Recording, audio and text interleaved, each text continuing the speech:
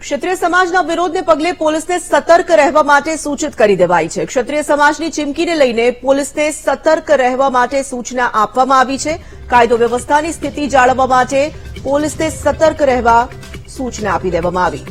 ક્ષત્રિય સમાજ આવતીકાલે ધંધુકા ખાતે મહાસંમેલન યોજવાનું છે। પરસોત્તમ રૂપાલાના વિવાદિત નિવેદનને લઈને ક્ષત્રિય સમાજ વિરોધ વ્યક્ત કરી રહ્યો છે। તો ક્ષત્રિય સમાજ ઠેર ઠેર મહાસંમેલનનું આયોજન કરી રહ્યું છે।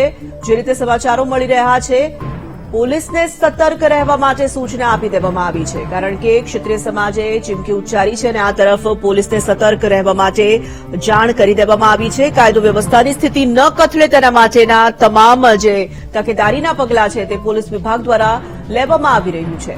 આપને જણાવીએ કે આવતીકાલે ધંધુકા ખાતે મહાસંમેલનનું આયોજન ક્ષત્રિય સમાજ દ્વારા કરવામાં આવ્યું છે। તો ધંધુકામાં પણ પોલીસ પેટ્રોલિંગ વધારી દેવામાં આવ્યું છે અને સતર્કતાના તમામ પગલાં લેવામાં આવી રહ્યા છે। સંવાદદાતા અનિતા પચની ફોન લાઈન પર જોડાઈ ચૂક્યા છે। અનિતા, મહાસંમેલન આવતીકાલે ધંધુકામાં ક્ષત્રિય સમાજનું સ્વાભાવિક પોલીસ માટે પણ મોટો પડકાર છે। શું તૈયારીઓ તેને લઈને?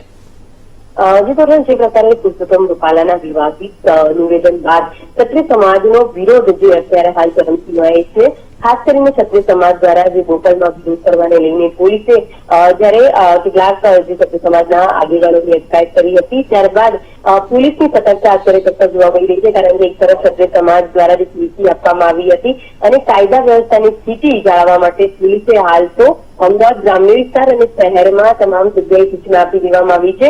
આ સૂચના અંતર્ગત જે મેટ્રો સ્ટેશન કે રેલવે સ્ટેશન કે પછી કોઈ એસટી સ્ટેન્ડે કોઈ ક્ષત્રિય સમાજના લોકો દ્વારા કોઈ પણ પ્રકારનો વિરોધ ના કરે અને ત્યાં હાજર હોય તો ત્યાં બંદોબસ્ત પણ ગોઠવી દેવામાં આવ્યો છે। તો જે પ્રકારે ક્ષત્રિય સમાજનું આવતીકાલે ખાતે જે મહાસંમેલનનું આયોજન છે અને તેના પગલે કોઈ અનિચ્છનીય ઘટના ના સર્જાય, જેને લઈને પોલીસ ઉચ્ચ અધિકારી દ્વારા સતત બંદોબસ્ત અને ચેકિંગને લઈને પોલીસને આદેશ આપવામાં આવ્યા છે। ધન્યવાદ અનિતા।